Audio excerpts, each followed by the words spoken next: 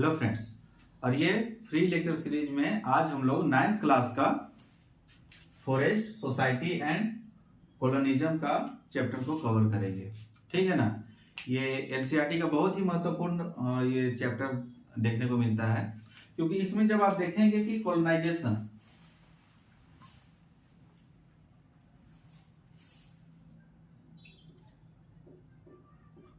ठीक है, कॉलोनाइजेशन के बारे में देखने को मिलता है। यानी कि कॉलोनाइजेशन जो आपका हो गया, ये आपका हिस्ट्री का चैप्टर हो गया कि भारत में अंग्रेज कब आए, कैसे आए और किस तरीका से यहाँ पे उन लोगों ने शासन किया, रूल किया, उसके बारे में। तो कॉलोनाइजेशन के बारे में हम लोग यहाँ पढ़ते हैं। वही आप लोग देखेंगे कि ये आपका ज्योग्राफी का टॉपिक हो जाता है, ज्योग्राफी एंड एनवायरमेंट का टॉपिक हो जाता है। तो आज के जो दौर है उसमें देखेंगे आप कि जो फॉरेस्ट्री है, या आप देखेंगे कि इन्वायरमेंट, क्लाइमेट चेंज एक मेजर इशू बनकर उभरा है। और जो आज जो ये क्लाइमेट चेंज ये सब देखने को मिलता है, और इस तरीका से आप देखेंगे कि वर्ल्ड का बहुत सारे देश हर साल आप UNFCCC का जो मीटिंग होता है, तो आज जलवायु परिवर्तन एक बड़ा मुद्दा बना हुआ है। लेकिन ये बड़ा मुद्दा कब से बना? तो जब ये कॉलोनाइजेशन स्टार्ट हुआ था ना, तो इसका जड़ यहीं से गड़ा हुआ है। यही कॉलोनाइजेशन से ही ये आज का जो जलवायु परिवर्तन का जो मुद्दा इतना बना हुआ है, ग्लोबल वार्मिंग बना हुआ है, वो यहीं से आपको देखने को मिलेगा। ठीक है। तो सबसे पहले कॉलोनाइजेशन क्या होता है आपको ये देखते हैं। ठीक है।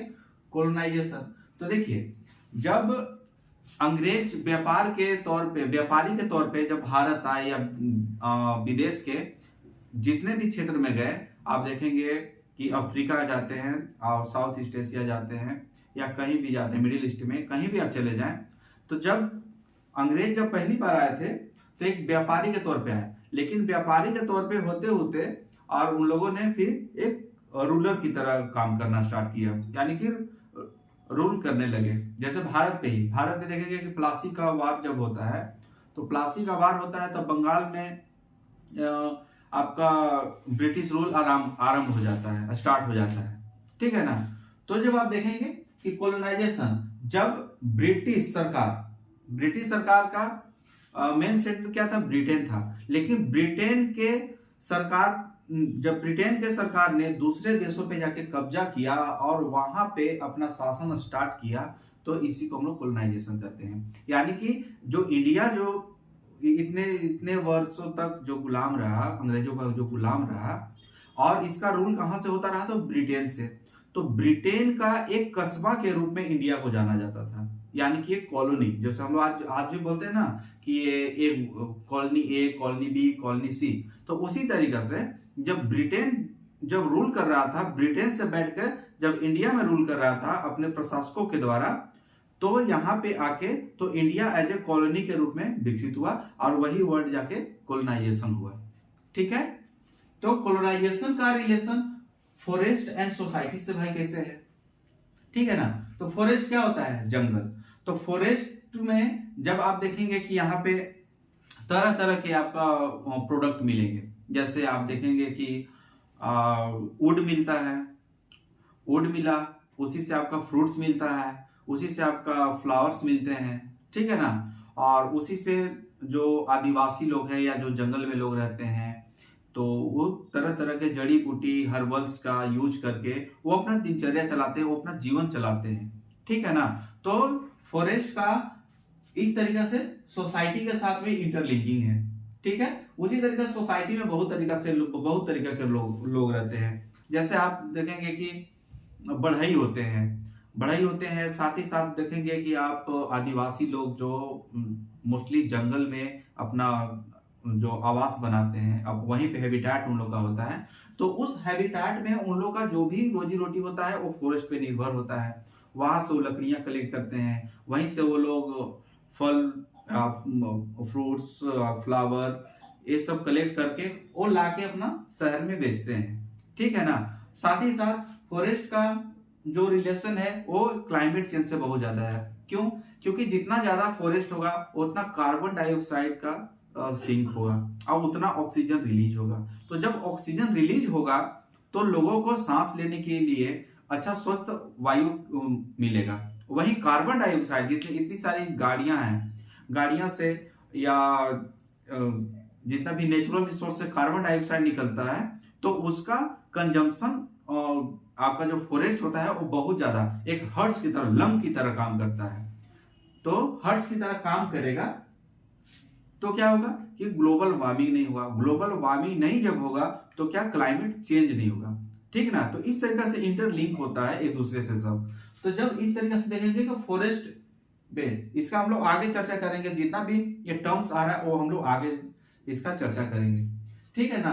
तो देखिए, तो फॉरेस्ट, इंडिया में फॉरेस्ट बहुत ज्यादा था पहले, ठीक है ना, बहुत ज्यादा था फॉरेस्ट का। मतलब आप जब देखेंगे कि प्राचीन काल से देखेंगे, एंशिएंट टाइम से देखेंगे कि फॉरेस्ट का एक बहुत बड़ा स्केल इंडिया में हुआ करता था।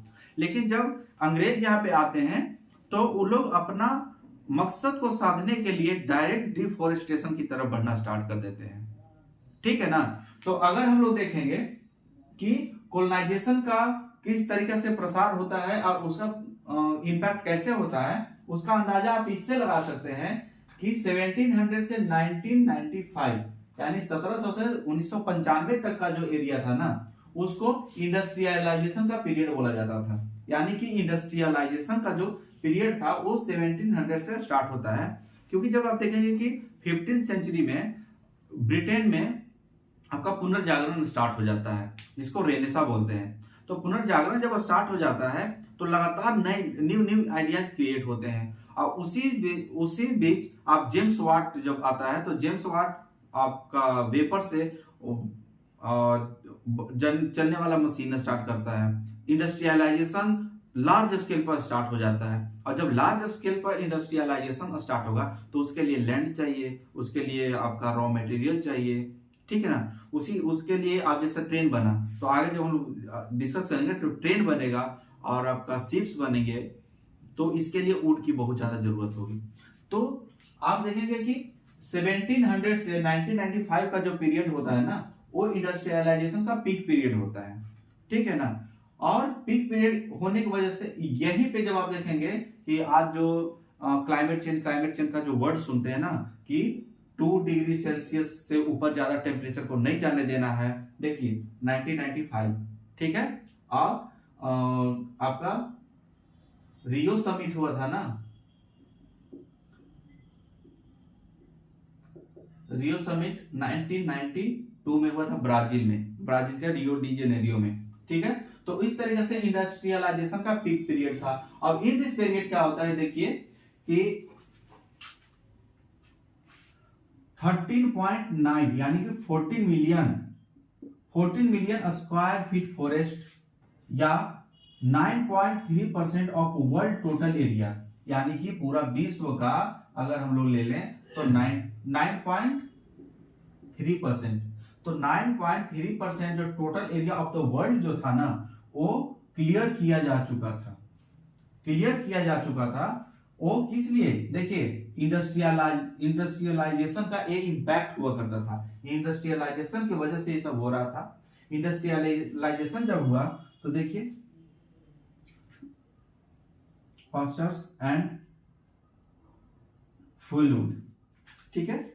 तो देखिए इसके पहले हम लोग क्या बता रहे हैं कि जैसे फॉरेस्ट होता था ना, तो उस समय जब आदिवासी होते थे या जो भी यूजर होते थे, तो लोग क्या करते थे कि फॉरेस्ट का वही यूज करते थे जितना उन लोगों की नीड होती थी। और नीड को पूरा करते करते तब तक दूसरी तरफ उसी का रीजनरेट हो जाता था। यानी कि जब डिफॉरेस्टेशन होता था तो कहीं ना कहीं एफॉरेस्टेशन भी स्टार्ट हो जाता था।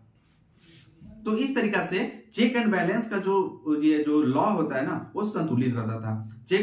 चेक एंड बैलेंस चलता रहता था। लेकिन जब इंडस्ट्रियलाइजेशन जब होगा तो लार्ज स्केल पे डिफॉरेस्टेशन स्टार्ट होता है। तो जब डिफॉरेस्टेशन लार्ज स्केल पे स्टार्ट होगा, मतलब आप खुद से आप समझ सकते हैं कि आपको अगर एक पेड़ काटने के लिए दे दिया जाए तो उस पेड़ को आप मैक्सिमम 10 मिनट से आधा घंटा में एक पेड़ को काट के गिरा सकते हैं। अब इसी तरीके से अगर आप रेशियो ले लें तो आप अंदाजा लगा सकते हैं कि अगर आपको 10 घंटे दे दिया जाए तो कितना लार्ज स्केल पे आप उस पेड़ को, ट्री को आप काट सकते हैं। बट अगर इसका अदर हैंड में देखा जाए कि जब आपको ट्री लगाने के लिए बोल दिया जाए, एक पौधा लगाने के लिए बोल दिया जाए, तो आप 10 घंटा में क्या आप जितना का रेशियो से पेड़ काटे हैं, ट्री को कट किए हैं, क्या उसी रेशियो से आप प्लांटेशन कर सकते हैं? नहीं कर सकते हैं। और प्लांटेशन कर भी दिए तो बताइए कि क्या एक दिन में वो जो पौधा होता है, प्लांट होता है, क्या ग्रो कर सकता है? ग्रो करके ट्री बन सकता है?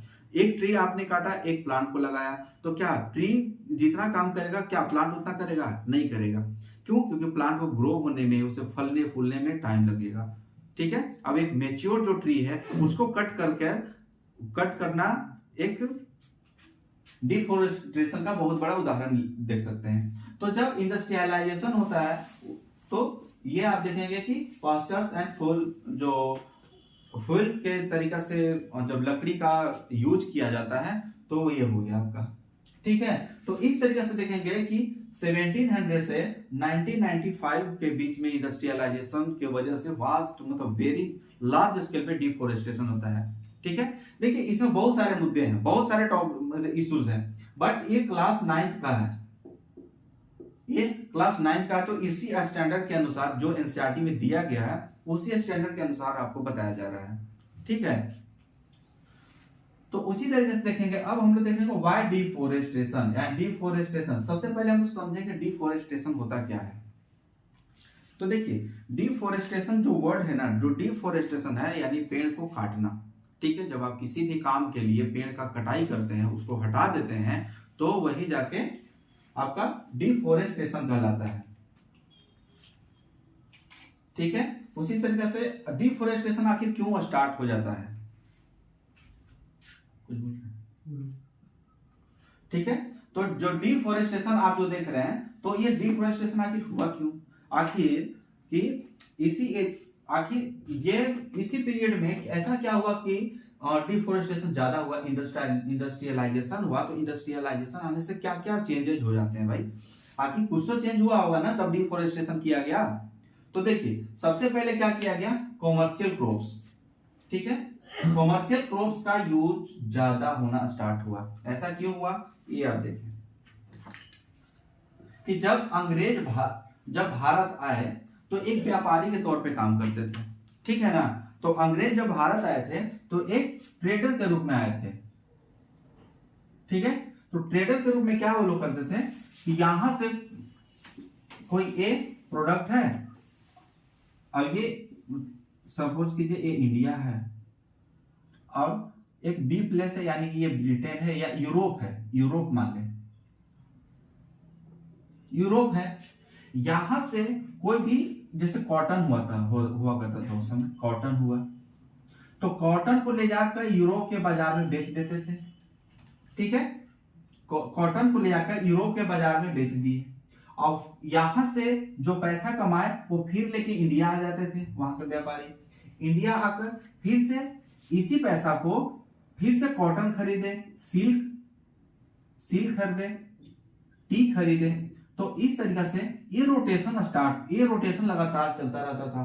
तो इंडिया का जब आप देखेंगे कि पैसा का रोटेशन कैसे होता है। जब एक सामान को आप खरीदे, लेट्स सपोज कीजिए 10 रुपए में किसी सामान को खरीदते हैं, उसे ले जाकर 12 रुपए में बेच देते हैं। तो 12 रुपए में बेच के फिर से आके उसी सामान को 10 रुपए में खरीद के फिर ले जाके 13 रुपए में बेचते हैं। तो इस तरीके से प्रॉफिट होता जाता है। अब ये जो प्रॉफिट होगा आपका होगा, तो जब आप 10 रुपए का सामान 12 रुपए में बेचते हैं तो हो सकता है आपको ज्यादा कमाने के लिए उस 12 रुपए का इन्वेस्ट आप लाके फिर इंडिया में करते आप।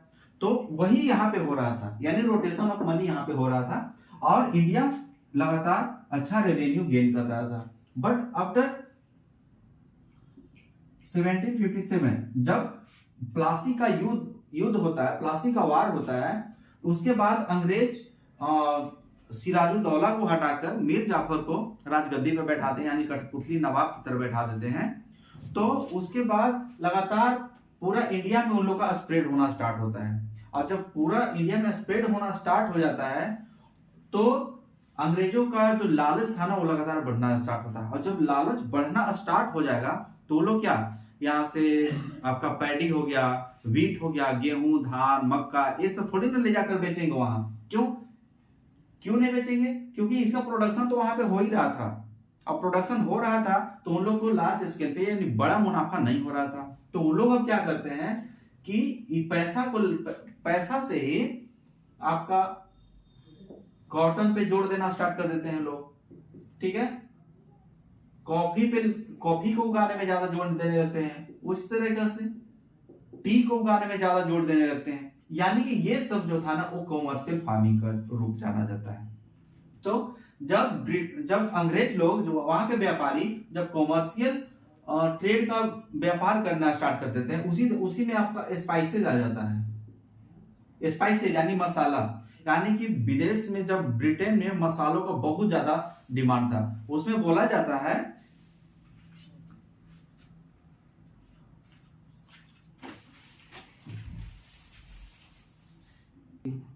हाँ, तो ये बता रहे थे कि ये आपका स्पाइसेस हो गया, यानी कि ब्रिटेन में बहुत ज्यादा मांग था। जब आप पहली बार, या आप एनसीईआरटी में पढ़े होंगे कि वास्को डी गामा जब भारत आया था पहली बार, और केरल से मसाला ले जाकर ब्रिटेन में जब बेचा था, तो उसे 60 गुना 60 टाइम्स का बेनिफिट हुआ था। 60 टाइम्स का, जब 60 टाइम्स का बेनिफिट उसको एक बार में हो सकता है, तो सोच लीजिए कि कॉमर्शियल फार्मिंग कितना तेजी से बढ़ता। तो जब कॉमर्शियल फार्मिंग जब बढ़ रहा था, तो कॉमर्शियल क्रॉप को बढ़ावा दिया जाने लगा। और जो कॉमर्शियल जो क्रॉप्स को बढ़ावा दिया जाने लगा, तो आप देखें कि जो टी होता है, कॉफी होता है, कॉफी एंड टी, ये दोनों जब होता है ना, वो हिली एरिया में होता है। हिली एरिया में होता है, और जब हिली एरिया में क्या होता है, तो फॉरेस्ट होता है। तो जब कॉफी और टी को बढ़ावा दिया जाएगा और इसका कॉमर्शियल क्रॉप की तरीके से यूज किया जाएगा, तो क्या हो जाएगा, यहाँ पे फॉरेस्ट का यानी कि फॉरेस्ट को काटा जाने लगेगा। जब काटा जाने लगेगा तो डिफोरेस्टेशन हो जाएगा। तो कॉमर्शियल क्रॉप्स अब एक समझ गए होंगे, ठीक है। अब देखते हैं कल्टीवेशन। फर्स्ट पॉइंट समझे आप लोग अच्छा से।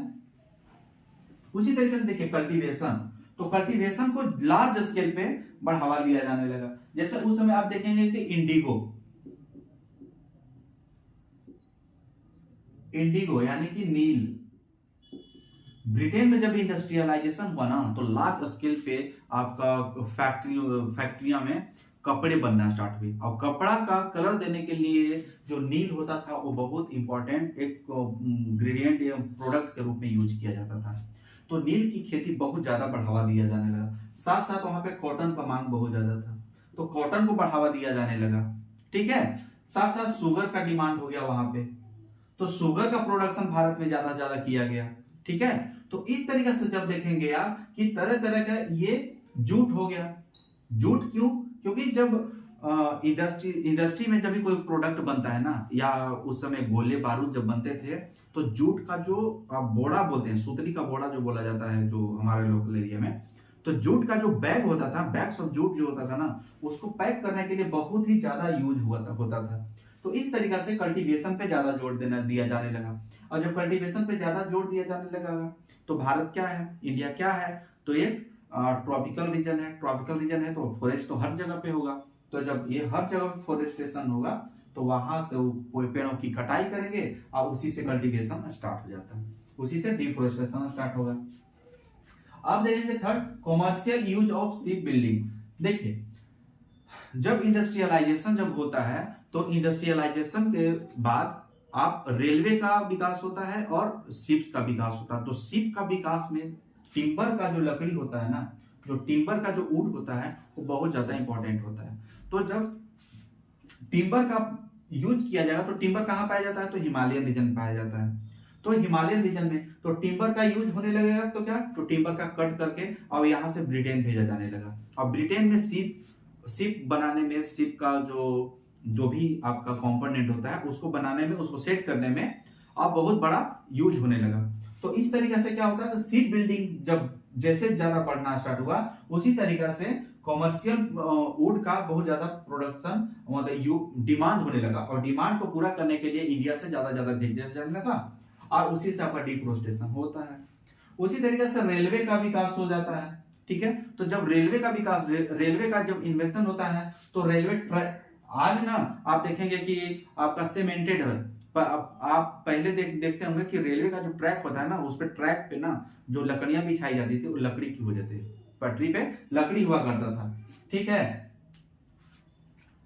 लकड़ी का। अब ये कोचेज, जो कोच बनता है, आज भी देखते होंगे, कोच जो होता है वो लकड़ी लकड़ी का बनता था। ठीक है,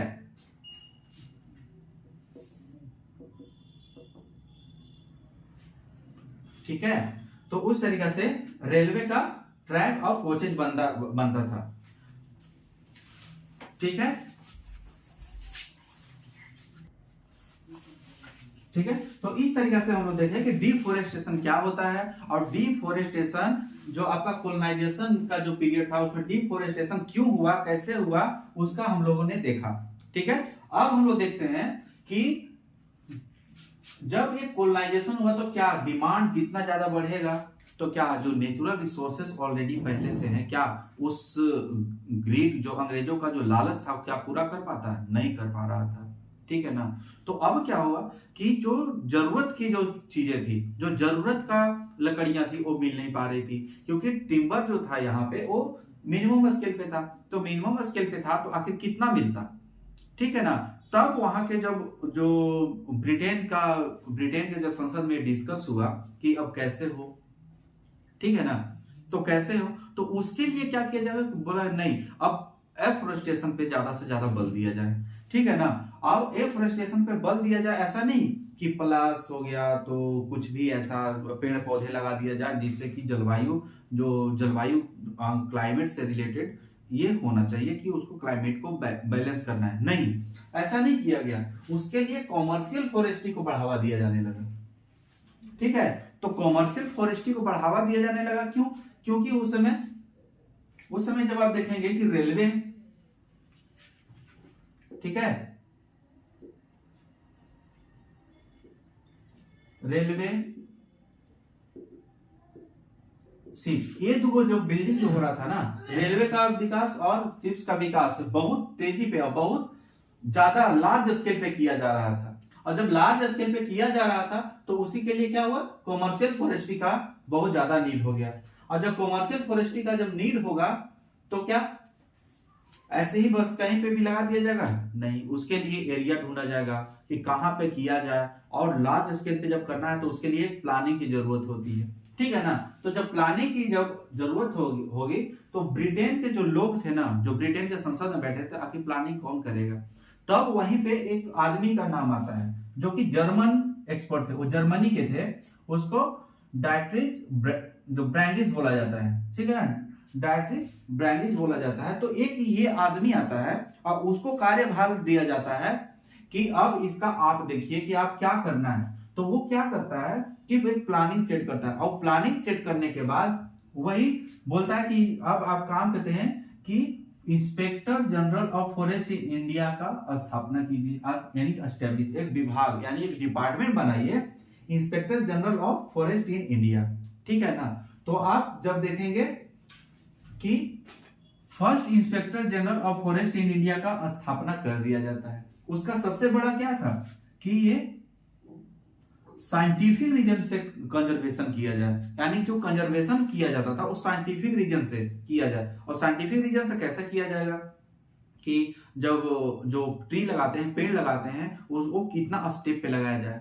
ठीक है ना, क्योंकि ट्री को जब आप बढ़ने के लिए एक मिनिमम जब स्पेस नहीं देते हैं तो वो अच्छा से ग्रो नहीं कर पाता है। तो पहला ये हुआ। दूसरा कि उसको अच्छा तरीका से कोई काट न ले जाए, क्योंकि पेड़ जब उगेगा, पेड़ जब बड़ा होगा तो उसको काट के लोग यूज कर लेते थे। तो इसको कट करने से यानी कि उसको डिस्ट्रॉय होने से बचाना था। ठीक है ना।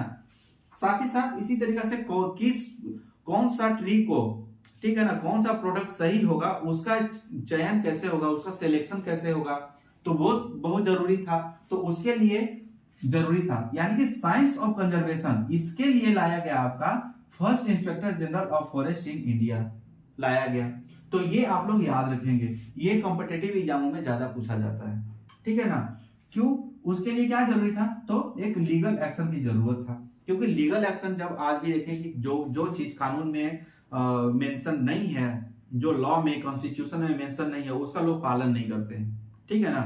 तो लोगों को पालन करने के लिए, उसको इंप्लीमेंट करने के लिए एक लॉ बनाया जाता है, ताकि वो लॉ जो बनाया जाता है वो सही तरीका से लोग उसका इंप्लीमेंटेशन करा सकें और उसका अच्छा से बात कर सकें। ठीक है ना। तो एक लीगल एक्शन की जरूरत था। ठीक है ना। तो ये सब किया जाता है। ठीक है, उस समय क्या जोर दिया जाने लगा कि जब ये जो कमर्शियल फॉरेस्ट्री में सबसे पहला टिम्बर, जो टिम्बर का प्रोडक्शन था ना, इस पे लार्ज स्केल पे मतलब बहुत ज्यादा जोर दिया जाने लगा। टिम्बर का प्रोडक्शन किया जाने लगा। और टिम्बर क्यों? क्योंकि रेलवे और शिप्स में ज्यादा इसी का यूज होता था, तो टिम्बर प्रोडक्शन लार्ज स्केल पे होने लगा। ठीक है, उसी तरीके से जब लीगल एक्शन लाया जाएगा तो एक रेस्ट्रिक्टेड एरिया बनाया जाएगा। रेस्ट्रिक्टेड एरिया इसलिए बनाया जाएगा कि जब आप देखेंगे साइंटिफिक में रेस्ट्रिक्टेड एरिया को 3 चीजों में बांट दिया गया, reserve, protected and village coast. ठीक है, तो रिजर्व कर दिया यानी पूरी तरीके से रिजर्व। इसमें आप ना तो ग्रेजिंग करा सकते हैं, ना वुड का कटिंग कर सकते हैं, ना वहां पे जाकर बस वहां पे आपका अपना हैबिटेट को बना सकते हैं। इसी तरीके से पूरी तरीके से रिजर्व कर दिया गया, यानी कि इसका यूज ओनली फॉर लीगल जो पर्पसेस होते थे सरकार करेगी, तो इस तरीके से रिजर्व बना दिया। प्रोटेक्टेड में क्या किया गया कि कुछ हद तक छूट दिया जाता है, जैसे कि जो कृषक हैं या जो आदिवासी हैं वहां से प्रोडक्ट का यूज तो कर सकते हैं, लेकिन उस फॉरेस्ट को नुकसान नहीं पहुंचा सकते हैं। ठीक ना। और उसी तरीके से आप वहां पे चारा के लिए सामान ला सकते हैं, चारा के लिए कुछ भी उठा सकते हैं, गाय बैल बकरियों को आप वहां पे ले जाकर चरा सकते हैं। ठीक है ना, उसका जो गिरा हुआ प्रोडक्ट है उसका आप यूज कर सकते हैं। तो कुछ हद तक इसमें लिबर्टी दी जाती है, तो उस तरीके से प्रोटेक्टेड हो गया। उसी तरीके से विलेज फॉरेस्ट, यानी विलेज फॉरेस्ट बना दिएगा। हर विलेज के लिए एक फॉरेस्ट हुआ करता था, उसमें छूट दिया जाता था कि हाँ आप लोग इसका यूज कर सकते हैं, ऐसा यूज कर सकते हैं। तो जब देखेंगे इस तरीके से किया जाएगा, तो जब हम लोग जब हिस्ट्री पढ़ेंगे तो उसमें ये देखेंगे कि इसी की वजह से, देखिए आपका यहाँ का टॉपिक वहां पे जाके, इसी के वजह से लगातार क्रांति होता है, आंदोलन होता है। जैसे बिरसा मुंडा आंदोलन देखेंगे आप, उसी तरीके से आप देखेंगे कि सिद्धू कान्हू का जो मूवमेंट होता है, उसी झारखंड की बात करते हैं, उसी तरीके से आप देखेंगे मोपला विद्रोह होता है। उसी तरीके से देखेंगे आपका जितना सारा जो मतलब जितना भी उस समय रेवोल्यूशन होता है या जितना भी उसमें क्रांति होता है, आंदोलन होता है, इसका बहुत बड़ा हाथ होता है। ठीक है ना, तो इस तरीके से हम लोग देखेंगे इसको। उसी तरीके से देखेंगे कि देखिए जब इतना कर दिया जाता है तो उसको चलाने के लिए किसी न किसी ऑफिसर की तो जरूरी होगी ना, जरूरत तो होगी ना किसी ऑफिसर को। तो उसी का ऑफिसर का चुनाव करने के लिए, उसका कर्मचारी, उसका स्टाफ को रखने के लिए इंडियन फॉरेस्ट सर्विस लाया जाता है, जो कि आज भी है। इंडिया में 3 ही सर्विसेज हैं, ऑल इंडिया सर्विसेज, तीनों को बोला जाता है, आईएएस, आईपीएस और यही आईएफएस। इसी आईएफएस का तो 1864 में इंडियन फॉरेस्ट सर्विस लाया जाता है, ताकि कुछ ऑफिसर आए और उसको जो ये कमर्शियल फॉरेस्ट्री जो है उसको अच्छा तरीका से रेगुलेट कर सके। ठीक है, तो ये लाया गया। फिर लाया गया इंडियन फॉरेस्ट एक्ट। अब ये सर्विस जो लाया गया था उसको 1865 में उसको एक्ट के द्वारा उसको अप्रूव कर दिया गया, और बहुत सारा उसमें लॉज को उसमें ऐड किया गया, अमेंड किया गया। उसको समय समय पे जो इंडियन फॉरेस्ट एक्ट था उसको समय समय पे जैसे जैसा नीड हुआ उस तरीके से 1878 में उसका अमेंड किया गया। उसी तरीके से 1927 में अमेंड कर दिया गया। तो इस तरीके से आप अमेंड करके बार बार इसी में जब आप देखेंगे बैम्बू जो बांस होता था, तो बांस पहले घास की कैटेगरी में आता था। जो बांस है वो घास है, सबसे बड़ा घास तो ये नहीं होता है, लेकिन हाँ मतलब घास की कैटेगरी में ये बड़ा होता है। ठीक है, लेप्रोसिया कोई है घास जो सबसे बड़ा होता है। तो 1927 में इसको घास यानी ग्रास की कैटेगरी से निकाल के ट्री के कैटेगरी में ला दिया गया था, जो अभी जस्ट 2019 या 18 में आपका जो रिसेंट जो गवर्नमेंट थी उसको फिर से घास की कैटेगरी में ला दिया गया है। ठीक है ना, तो उसको ट्री तो 1927 में भी अमेंड कर दिया गया, यानी कि इंडियन फॉरेस्ट एक्ट 1865 में बनाया गया, 1878 में उसका अमेंड किया गया, 1927 में अमेंड किया गया। ठीक है, तो और इसी में एक आगे कदम बढ़ा के किया जाता है कि imperial forest research institute Dehradun में बनाया जाता है, ठीक है ना। इंपीरियल फॉरेस्ट रिसर्च इंस्टीट्यूट कहाँ है, देहरादून में। तो ये किया गया था, तो साइंटिफिक फॉरेस्ट्री को बढ़ावा देने के लिए किया गया, क्योंकि जब देखेंगे ना कि 20वीं सेंचुरी आते आते इंडस्ट्रियलाइजेशन था ना, वो वास्ट स्केल पे हो गया था। इंडिया में रेलवे का लगातार विकास हो रहा था, लगातार मतलब इसका जब 1853 के बाद लगातार विकास होते चला गया, ठीक है। तो इस तरीके से हम लोग देखें colonisation and forest society and colonisation, ठीक है। तो इस तरीके से आज हम लोगों ने इतना कवर किया। तो इसका बैकग्राउंड क्या था ये देखें। अब हम लोग आगे का जो अगला फ्री लेक्चर सीरीज होगा, इसी टॉपिक का अगला वीडियो जब आएगा तो उसमें हम लोग इसका इम्पैक्ट देखेंगे। उसी तरीके से और भी इसमें जो जो टॉपिक है, जैसे आप देखेंगे कि आपका इसी में शिफ्टिंग कल्टीवेशन हम लोग देखेंगे, फिर देखेंगे हम लोग अब कैसे इससे पीपल कैसे अफेक्ट होते हैं, कैसे अफेक्टेड हुए वो देखेंगे हम लोग। इसके बाद में how did forest rules affect cultivation को, ये जो फॉरेस्ट रूल जो ये सब आए वो कैसे अफेक्ट अपना एग्रीकल्चर को कैसे अफेक्टेड किए, ठीक। इससे हु कुड हंट, कौन हंट हुआ, किसको ज्यादा से ज्यादा नुकसान हुआ और किसको ज्यादा ज्यादा फायदा हुआ, ये हम लोग देखेंगे, ठीक है। उसमें देखेंगे कि क्या ट्रेड के इस तरीके से नया नया ट्रेड आता है, नया नया एम्प्लॉयमेंट आता है, उसी तरीके से न्यू सर्विसेज आता है। तो इस सब के बारे में हम लोग बात करेंगे, ठीक है। उसी तरीके से लेकिन जब क्या इतना कुछ होगा तो क्या रिवेलियन बनेंगे ना, विद्रोही तो बनेंगे ना, क्योंकि उन लोगों का घर द्वार सब जा रहा था, उन लोगों का हक छीना जा रहा था। तो उसी तरीके से जब ये जितने भी कानून बनते हैं, कि जितने भी लॉ बनते हैं, तो इसका इम्पैक्ट लोगों पे क्या होता है और लोग उस इम्पैक्ट के बदले में यानी क्या कैसे रिटेलिएट उसको करते हैं, तो उसके बारे में हम लोग देखेंगे, ठीक है। उसी तरीके से इंडिया का कंपैरिजन हम लोग जावा से करेंगे कि जावा में, क्योंकि जावा भी तो आप देखें अंडमान निकोबार के नीचे जब जाएंगे तो इंडोनेशिया में तो आपको जावा देखने को मिलेगा। तो जावा में किस तरीके से फ्रांसीसी वहां पे कर रहे थे या डच वहां पे कैसे कर रहे थे, और इंडिया में किस तरीके से किया जा रहा था, तो इसका एक कंपैरिजन हम लोग देखेंगे, ठीक है। उसी तरीके से साइमंस चैलेंज क्या होता है उसके बारे में हम लोग देखेंगे, ठीक है। और उसी तरीके से new development in forestry, war and deforestation, इस तरीके से करके हम लोग इस टॉपिक को खत्म करेंगे। लेकिन इस चैप्टर में हम लोग आज के फ्री लेक्चर सीरीज में हम लोग इतना ही देखते हैं। Thank you very much.